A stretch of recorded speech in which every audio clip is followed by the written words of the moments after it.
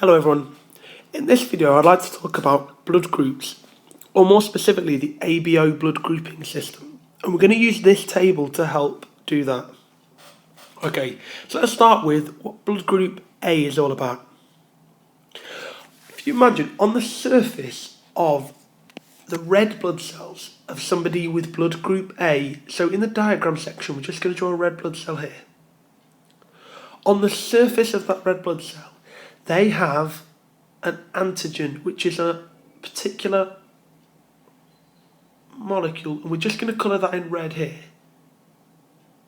They have antigen type A.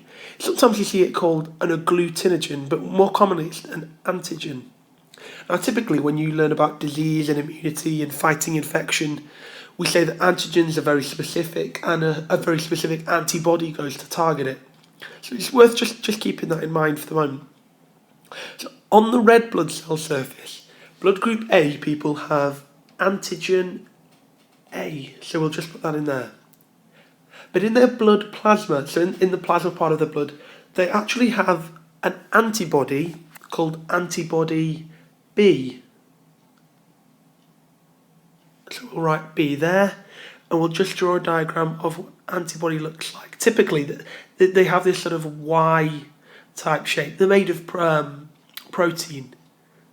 Antibodies are sometimes called immunoglobulins, or in this case, agglutinins, but often we just refer to them as antibodies. If you're blood group B, then you would have antigen B on the surface of your red blood cell. So if we draw just that too, so here we have a blood cell, we'll draw antigen B, a small little triangle here. And in the blood they have antibody A. So we'll just draw that here. And again, the diagram we'll use red just to show the difference between antibody A and antibody B. And I'll explain the importance of the letters in just a moment. If you're blood group AB, you actually have both antigens A and B on the surface of your blood cell. So you'd have some of these little red triangles, but you'd also have some of these blue triangles. I mean, this isn't exactly what it looks like, it's just for diagram purposes. But in the blood of someone with AB, they actually don't have any A or B antibodies. So there's none there. And if you're blood group O, there are actually no antigens on the surface of your red blood cell. So your blood cell just looks like this. In terms of A and B, there are no A and B antigens. But you have both A and B antibodies in your blood. So you have the little blue Y, but also this red Y here. Now it's really important to consider when we're looking at blood transfusions, because if you give somebody antigen A and they have antibody A, the two will go together and they'll clump, they'll kind of join together, and that's called agglutination. So they agglutinate, they clump together. The antibody will target that antigen, and that's bad because that can lead to death. That's why it's really important to match blood groups. So let's look at what people can receive. Which blood can they receive if they're looking for a donor?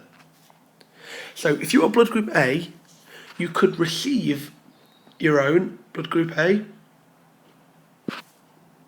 but also you could receive blood group O, because there are no antigens in the blood on the blood cells for blood type O.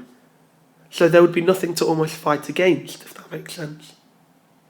For blood group B, you could receive your own blood group B, but also, again, you could receive blood group O. Because even though you, in blood group B, have the A antibody, again, when you get a donor from an O, there are no antigens on the blood cells, so there's nothing to respond to. If you are AB, then you can receive blood group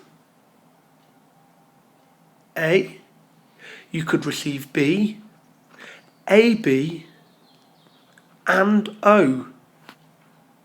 Because if you notice, blood group AB, there are no antibodies. So whatever antigen you are given from somebody, you have no antibodies to attack it.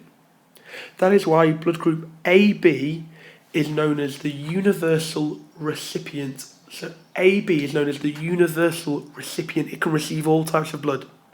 But if you are blood type O, the only blood type that you could receive is O. Because you have both antibodies A and B in your blood. So you would target an antigen A and an antibody B. So now let's look at what you could donate. So if you are blood group A, again, you could donate to a blood group A, a fellow A. But you could also donate to someone who is AB. Because again, AB don't have any antibodies, so you can give them any antigen and they won't respond.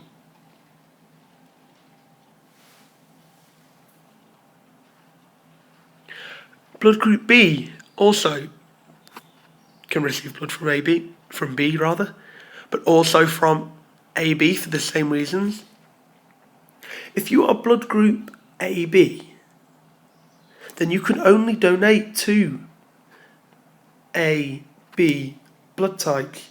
Because if you gave it to a person with blood group A, they have a B antibody. If you gave it to a person with blood group B, they have an A antibody. And you can't give it to someone with O because they have A and B antibodies, and blood group AB has A and B antigens. But if you are blood group O, you could donate to someone who is A, B, AB, and yourself, blood group O. Because if you have a look, there are no antigens on the surface of the red blood cell. So there are no antigens here. So there's nothing to trigger any kind of response. So that is why O is referred to as the universal donor. So AB is the, if I write it in brackets, the universal recipient, and blood group O is the universal donor. So it's just about matching antigen and antibody and making sure there's no clumping or agglutination. Okay, I hope that helps. Thanks.